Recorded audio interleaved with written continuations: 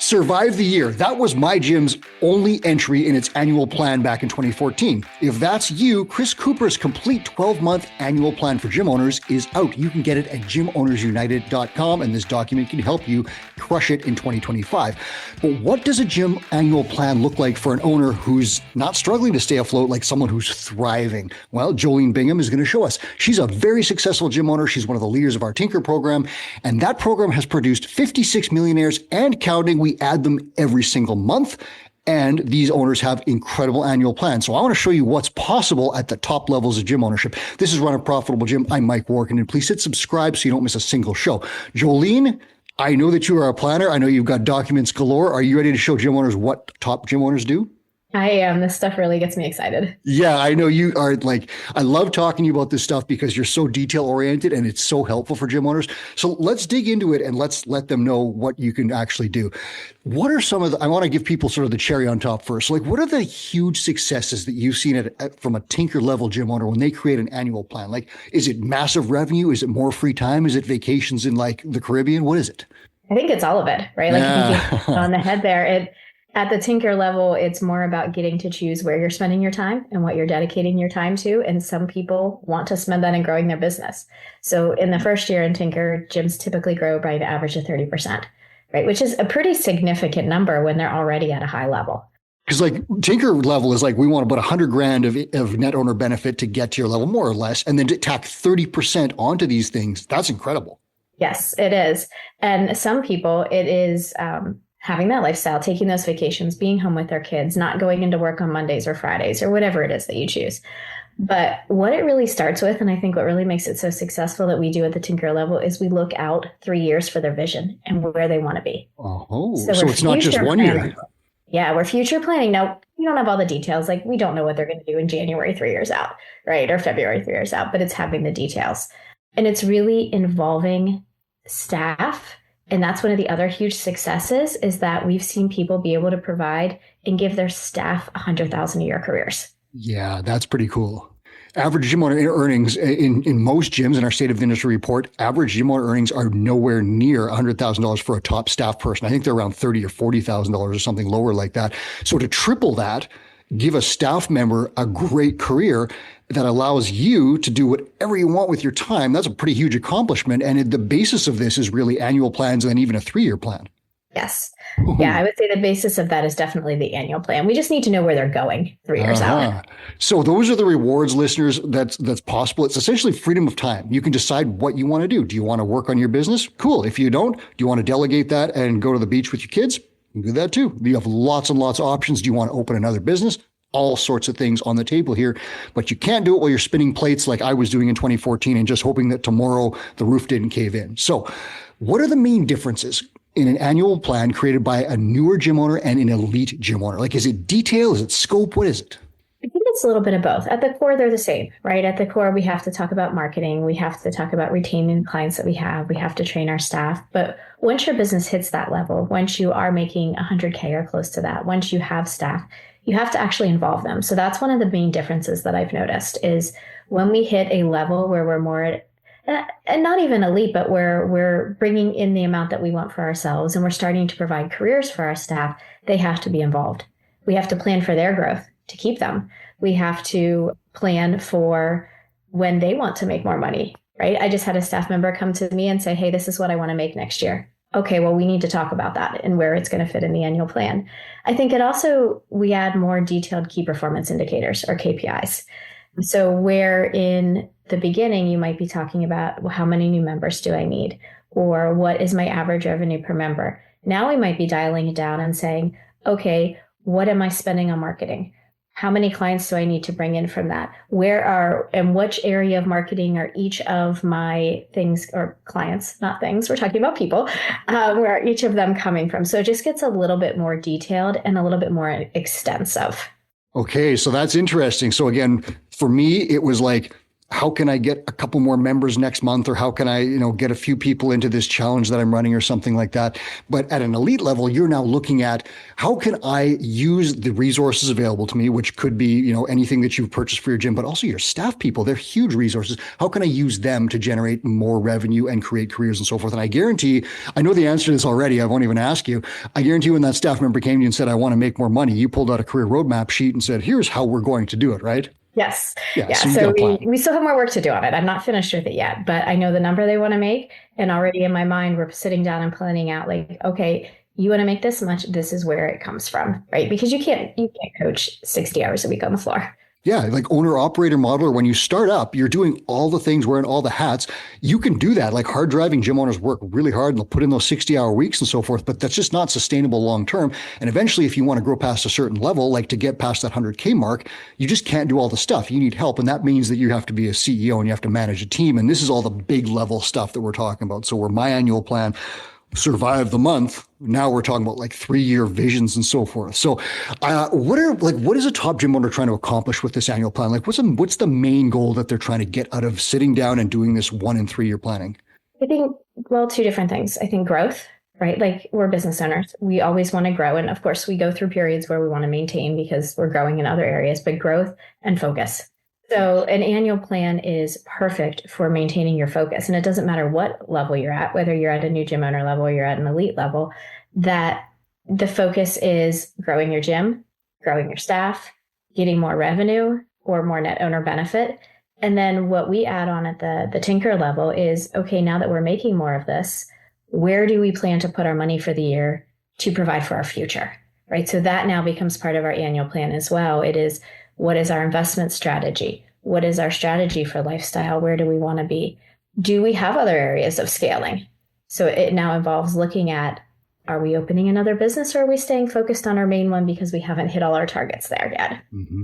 Now, this is kind of like if I go back to my 2014 self where I'm just panicking about the day-to-day stuff, everything you just said is intimidating to me, right? I start to think like, oh my God, like I can barely keep my stuff together here for the next week and month, and I'm worried about making rent and all these other things. It seems scary to me to think about wealth planning and legacy building and my kids and stuff. How does your Tinker program help people make that transition? Because it feels like a big speed bump to me. Yeah. And I think that's where it's important that you have to do the foundations first, right? So everything that we do in the beginning is to lay those foundations so that we get to the point where it's not scary. Because if you just come in and you say, all right, I'm making $100,000 and now I need to plan for my future. It's like, what am I doing? I don't know where to go. Right. So we have to get those.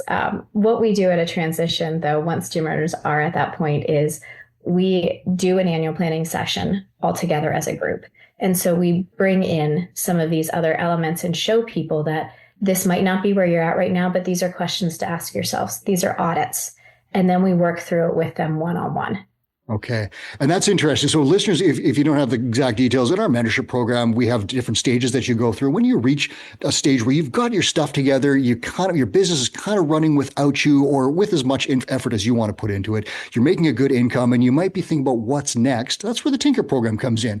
And you start get into mentorship at a different level with Joleen and her crew, and they're going to help you make that transition. So it's not just like you go from starting a gym to this Tinker level thing. There is a nice transition that leads you all the way through it. And it's funny because I've talked to new Tinkers, and we were at the at Rogue Fitness headquarters in Ohio last, was it 2 months ago? I remember chatting with some newer Tinkers, and they were like, man, I feel intimidated in this room. But by the end of the sessions, you could tell that they've started to figure out, here's how I fit in. I don't have to be here. I just have to have an eye on that trajectory. And you guys did a great job of showing them how to keep moving in that direction. Because when I look in the Tinker Facebook group, for example, I see people talking about my crypto investments, my beverage business, my extra stuff, like all these elite level stuff. And then I see some lower level Tinkers, some newer Tinkers who are saying, but then there's always this really cool thing that happens where these people mentor each other and help each other to roll, rising tide raises all ships. Like that must be cool for you as one of the leaders of the program to see that happen and help people, realize that they don't have to jump to that level. They can ascend to it. And I think that is one of the coolest parts of the program. But I think that also goes back to what we're talking about with the plan, right? So if you see somebody say, I made millions in crypto, right? Well, how did they get there? Where did they start? You can't just jump to that. Right? They needed to learn about it. They had to have some money to invest in the first place. And I am not advocating investing in that without knowing anything about it.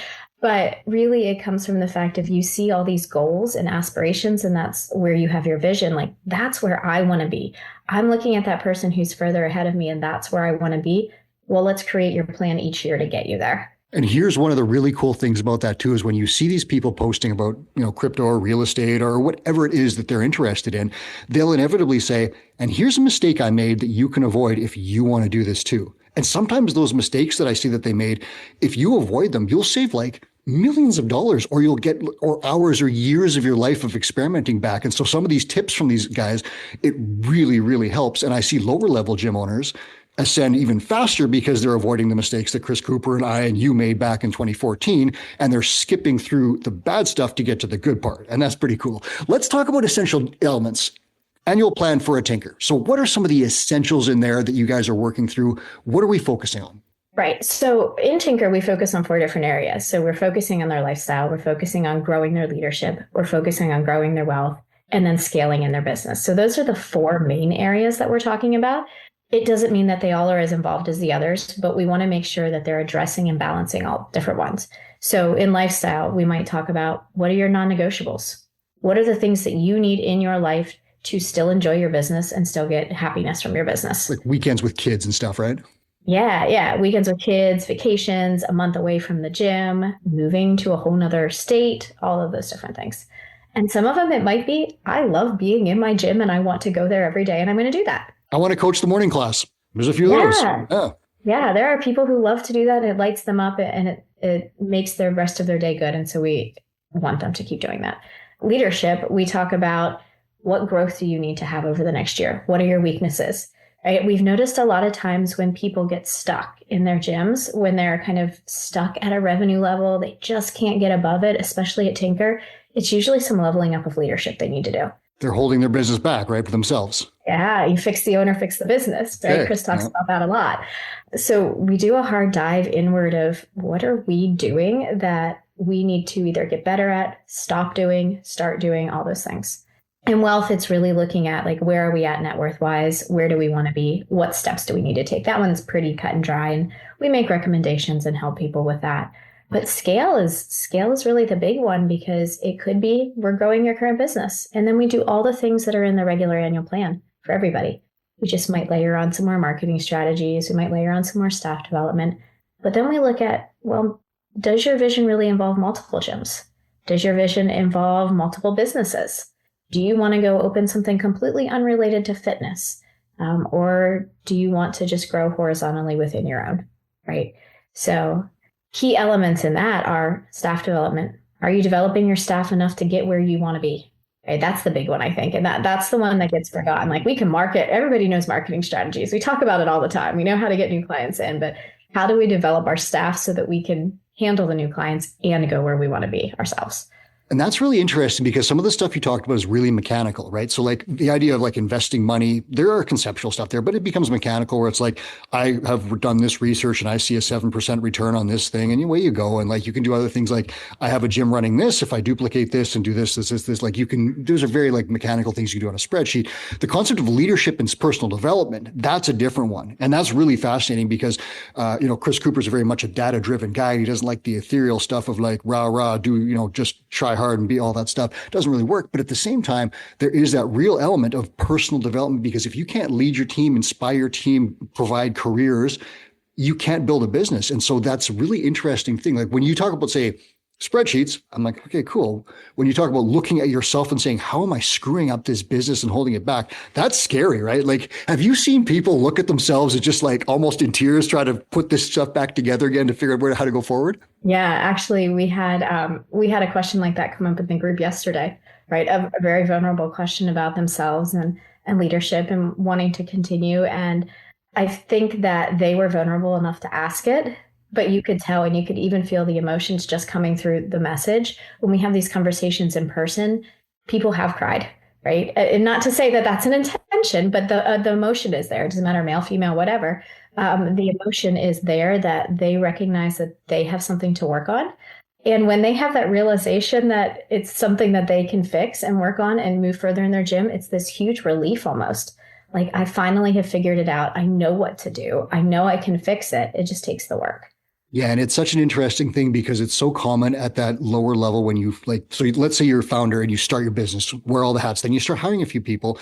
Then it's so common to stomp around the gym, looking at the mess and saying, I could clean that better. No one can do this like I can. That's that person's fault. That hire sucks. That coach is terrible. And I've done this. Chris has done this. Almost every gym owner at that level has done this. But all of a sudden, to get to the next level, you have to sit down and say, all of this is really my fault. And that's a tough one to eat, right? But you have to realize that you did not train that coach. You have no standards and practices and procedures that anyone can follow. You have not done a good job of inspiring people. You've not shown them a career path. You've done all these things where you're just setting them loose in the world, expecting them to thrive, and you went golfing and it didn't work. That's a tough one, hey? It is. And I think that's where we see a lot of entrepreneurial maturity is when they flip that from being defensive and blaming it on other people to taking it internally and saying, well, yes, other people have fault in this, but at the root of it, it's usually because my expectations weren't clear. I didn't inspire them. I didn't tell them what to do. And I just said, here, go do it. And they came back and messed it up. And then I blamed it on them. I think that is really when we see a lot of gyms start to grow beyond where the level they get stuck. So we're going to talk about staffing and delegation in just a second, but if you don't mind, give me those 4 areas again. What were the 4 main areas? So listeners, write these down. These might, if you're starting to think about that next level, here are the 4 areas that the top gym owners in the world, 56 to 60 millionaires, are thinking about this stuff. Here they are. What are they? Lifestyle, leadership, wealth, and scaling your business or to other businesses. Write down those 4 headings on a piece of paper if you want, and then write down where do you want to be in the next year. If you want to start an upper level gym owner plan right now during this podcast, where do you want to be in those 4 areas in 1 year? You want to go further? You got a little extra time? Think about 3 years. Maybe put a big red line. Look at the 3-year plan. And even just starting with this is not manifesting your destiny. This is putting some concrete thoughts down and saying, here's what I like. Because the things that you can now do with this is say to a mentor, here's what I want to do. And the mentor says, got it. Here's exactly how we do it. And it's step-by-step tactics, whatever level you're at, whether you're at a brand new gym owner, middle level, or a tinker level, here are the exact steps and tactics. And here's my phone call saying, did you do that stuff? And that's the value of mentorship. Go ahead. I think you summarized that perfectly because at the end of our annual planning checklist, and we do it a little bit like a checklist for tinkers, is a summary of their goals in each of those 4 areas. And that gets sent to their tinker coach and then becomes part of their 90-day plans for the year so that we make sure they are hitting those targets. They tell us what it is. We might challenge you a little bit more and say, think bigger. We know you can do more, but they tell us what it is and we show them the pathway to it. And I love that reverse engineering and this is the same thing that we recommend gym owners do with gym clients. What is your big goal? I want to lose 50 pounds. Here is their starting point. Here's the end point. Here are the measurements in between. Here is step 1. Here's halfway. Here are the exact steps we're going to start working on 2 pounds a month or whatever it is. And that's the exact same thing with coaching of business owners. You want to have $5 million in the bank. Cool. Here's how we're going to do it. You got 700,000 right now. We're now going to chip away at this through these exact steps. And there's the accountability built in. So that's the whole process for you guys. That's how an annual plan goes down to this, from this giant view to this tiny view, day-to-day stuff for an elite level gym owner. Let's dial in on staffing a little bit. We talked about this as being a huge, huge thing because you cannot, unless you're a super genius, you can't really make $1 million a year just by yourself. You're going to need some people at some point. Talk about delegation, staffing, growth in that area. How can we help people in an annual plan accomplish more with their staff members? I think, first of all, we have to make sure we have the foundations, right? Do our staff know our expectations? Do we have clearly written SOPs for them? Very basic level, clearly written SOPs and expectations. At that point, when we hit, the higher level of, and not higher level, but where it's more involved, where there's more people involved, many of the gym plans are being implemented by our staff, right? We're not the ones who are in the business doing the every single day to day, maybe in some areas. But if we want our staff to be bought in, if we want them to implement it at the level we want, they have to be involved in it. They have to have some ownership of it. So we suggest at the tinker level, and really suggest when a mentor feels this is ready for any gym owner and they're at that level, get the staff involved in the annual planning, have a staff annual planning meeting.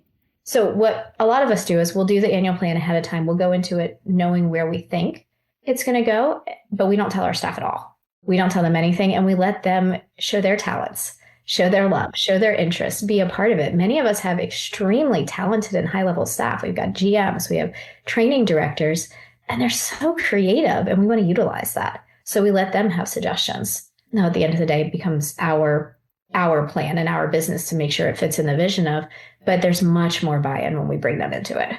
Is there any trepidation in doing that? Because I know that there's sometimes this idea of being crabby. I am at the pinnacle of the leadership and I can come up with great ideas. Is that something that we have to get over? How do you do that? I think it's definitely something to get over. I think if you're stuck at that, you're holding your gym back. And that goes back to the leadership thing that we talked about, right? Like I am big on collaboration, sometimes to a fault. That is one of my leadership things I'm working on. And I think collaboration is really important. At the end of it, though, it is your decision, right? It is your business. It is yours. So you do have to have that view of like, I am going to make the final decision on this. But if you want to utilize your staff and you want other people's input, you've got to get over that because you can't have all the good ideas. Yeah, it's interesting. I'll tell you a quick story. I was talking to a guy about the CEO of a company. It was a big company. And he was criticizing. And it was very insightful, though. He said, she would not pick up a $100 bill lying on the ground if she didn't see it first. And I thought that was really interesting because the idea was like, only I may come up with the ideas to make this company better. And that's kind of a crazy thing where you're ignoring all these, and this was a big company, and you're ignoring all the people in this company that might have incredible insight into something. Doesn't mean you have to take their direction, but I love the idea of this collaborative plan. Where's the line between, like you said, not giving anyone any input at all and giving people too much input because you can't run it's not a democracy in your business, right? What's the line? I think the line is, what is your vision for your gym, right? So ideas are great. Suggestions are great. You, at the end of the day, have to say, this is my vision for my business. This is how I want to run the business. This is what we want to accomplish. And if the idea doesn't fit in with that, then that idea gets set to the side in a kind way with your team member. Like, that was a fantastic idea. I don't think that's going to fit in with what we're doing this year. But thank you. Yeah, because I want to keep encouraging them. They might be off the wall, but I just want to keep them coming. And then you have to look at, does it fit in with your overall plan of the things you're going to do, right? So say you're a group fitness gym and a staff member comes up with an idea that is, to add open access for 1,000 people. I'm just going off the wall here, right? Like that doesn't fit in with what you want to do. So you have to be able to say like, no, unfortunately, that just really doesn't fit with what we're going to do this year. So you're the filter, basically. Yeah, I'll throw the opposite one at you. Let's say I'm working at your gym and I say, Joleen, I want to make more money. I think that nutrition coaching might be an area of interest for me. Would that be something that might fit with the vision of your gym? And can you help me figure out how to do that? And I'll tell you a little bit of story here. So at my main gym, not my secondary one that we're working to build, nutrition hasn't been a focus, right? We've been focused on other areas. And I have a staff member who wants to make more money. So she is actually working with another two-brain mentor. They are completely revamping our nutrition program, completely relaunching it in January because she came up with an idea of like, I think this will benefit the clients. I think they will get better results. And it helps me further my career. That's your vision. That seems like a slam dunk. Like, I don't know your personal vision for your gym, but I bet that's in there. That's the main part. But I probably would never have put and taken that and gone with the nutrition piece of it at this point, unless a staff member had said to me, like, I really am bought in, I want to do this. There you go. There's an example of a great idea, fits with the vision, slam dunk if we do it right with the help of a mentor. And listeners, I will give you this. Two Brain just released a review of, I think it's 6 or 7 key nutrition certifications in the industry and talk about pricing and implementation of programs. I'm going to put a link in the show notes for you. If you want to look at a nutrition program, how to do it right and make sure it's fire and not fizzle, check that link in the show notes. Joleen, were you on stage or presenting at the Two Brain Summit when Dan Martell was speaking, or did you hear him? I did hear him. Yeah. So do you remember when he said 80% done by someone else is 100% effing awesome? You remember that line? Yes. I love his philosophy on all of that. Yeah. And I really like that one because I tend to be and a lot of gym owners, tend to be very meticulous about stuff and say, no one can do it like I can. Even 80% like you can is pretty good because that gives you all that time back to do tinker level stuff and grow your business with you. So if you're like, no one can clean like I can, who cares? Can someone get to 80%? Can you give them SOPs to get them to 80% so you can take your 4 hours of toilet scrubbing and then work with a mentor to say, I don't know, scale your business by 3x? Like, that's a cool thing. And like, obviously you're doing this personally where you've had one gym, you're now building a second gym. You've obviously offloaded a lot of stuff. And I know you're meticulous. Is it hard to make that transition? Yes, even now I find myself, that's why it's called tinker. We're tinkering. I have to pull back and I have to say, you know what? First of all, I trust my staff. right? I trust them. They are better at that role than I am at this point. And if I keep my hands out of it, they're going to do a much better job at it. And I'm just holding it back, right? By micromanaging people, as long as they're doing their job and they're meeting the expectations, I'm holding it back. And if I'm focused on, oh, well, did that email get answered right? Or did that person get communicated in the right way? I can't plan the events or any of the organic marketing strategies or go take businesses coffee or anything like that because I'm reading emails. So listeners, I'll give you this: strive for excellence and target that A plus 10 out of 10 bullseye.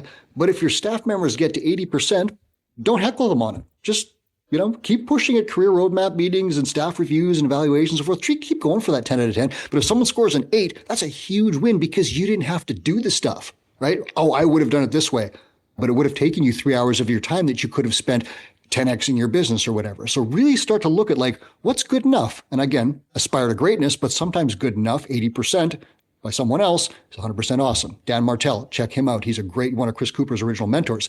Joleen, as we close this up, a mentor's role in helping a gym owner create an annual plan. You've kind of talked about this, we've hit on this throughout the show, but what's the summary? How does a tinker level mentor work with a great aspiring enthusiastic upper level gym owner to make an annual plan and even a 3-year plan that's going to crush it? I think at that level, there's not a shortage of ideas, right? Like we can just list idea after idea after idea after. Crypto. Yeah, it's squirrel. We see this, right? Squirrel. And we can do all of them. That's the thing. Like everybody at that tinker level has an idea. They can implement and effectively do them, but not all at the same time. So the role becomes at that point focus, right? A plan is great if you stick to it. If you don't stick to it, that plan means absolutely nothing. It will get you nowhere. So the mentor and the coaches in our Tinker program, they'll help keep you on track. They'll help make adjustments when things come up, right? Like we all know if we plan for something in January or we plan to do something in the fourth quarter of the year and then 3 key staff members have something happen to them, you might have to adjust your plan, right? So that's where a mentor's job is to keep you focused on the end game and help you make adjustments along the way that still get you to that end game. So focus is a big one. And you were in the room for this, and I don't know if you remember this because it was several meetups back, but I remember a gym owner, she was very successful, had just sort of come to that new success and said, I feel like I need to do something with this money or with this whatever. And on the hot seat, the group kind of said you haven't figured out what you want to do yet. Maybe doing nothing right now is okay. Right? Don't just open a second gym or invest in crypto or start buying real estate because everyone else is doing it. Let's talk about what you really want to do. And that's where that vision comes in. Do you remember incident? I'm sure this is not an isolated incident. Do you remember stuff like that? I do. I remember that. And I remember it from multiple people, right? Like this is a common theme. People get to tinker and they see all these really cool things that people are doing. FOMO. But I think a lot of the times we forget that education and educating yourself and learning is doing something. Mm-hmm. Some of the great things are like that are just saying, don't do that right now. Right. Don't do that right now. Or you want to do it, but you don't know anything about it and you're going to lose money. So go learn about it first. And then if you still want to do it, then make a plan for it. And that's that focus again, because the lack of focus is sitting there and seeing he's doing this, she's doing that, and I need to do something. And then you just panic, do something and you do it badly. Then you do something else, do that badly. And all of a sudden you've got 5 bad things and your gym is imploding.